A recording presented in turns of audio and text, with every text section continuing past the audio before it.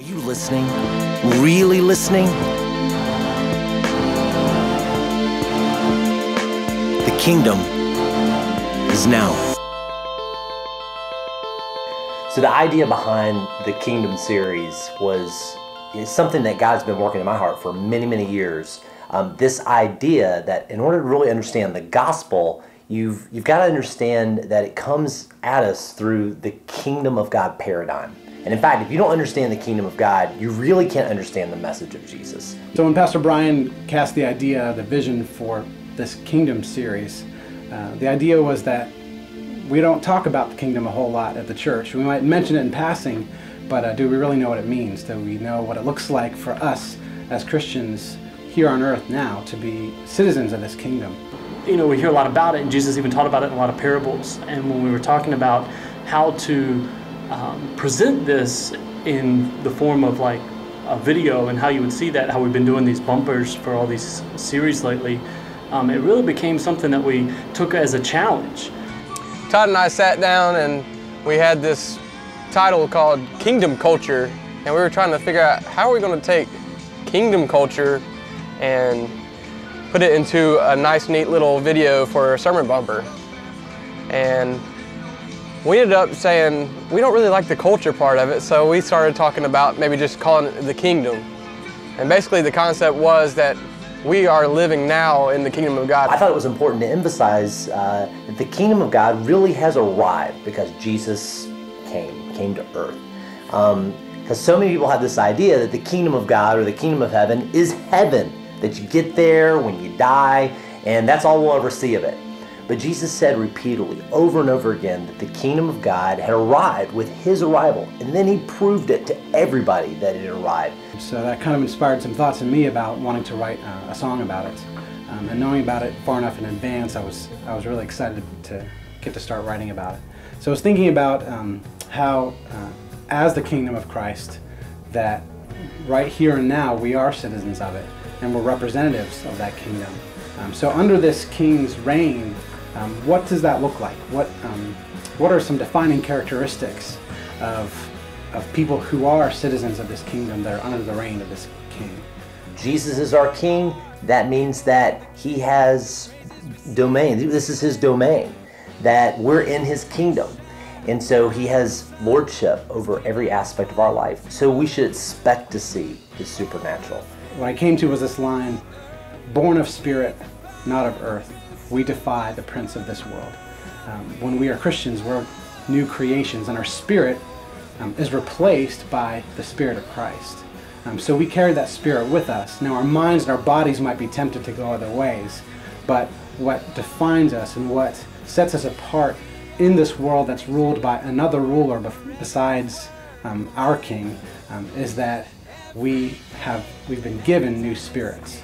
And what's so cool about it is that as we've talked about living in the kingdom and how that we're all kingdom citizens, I've seen so many people step up to the challenge and engage in this series in a new way, in a way that I don't think we've ever seen here at Hope Chapel. When we really started to study this, we found out that in Mark 4 specifically, when he's talking about different parables around the kingdom of God and talking about a couple of different parables with seeds, actually, and spreading the seed, we found that there was this portion kind of right in the middle where he starts to talk to his disciples and he's saying, are you listening?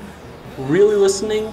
And he starts to unveil to them why he speaks in parables and why people don't get it. And so the reason he has to teach in parables, and the fact that he really wants his disciples and us as Christians, as believers, as followers of Christ to understand what he's trying to tell us through these stories.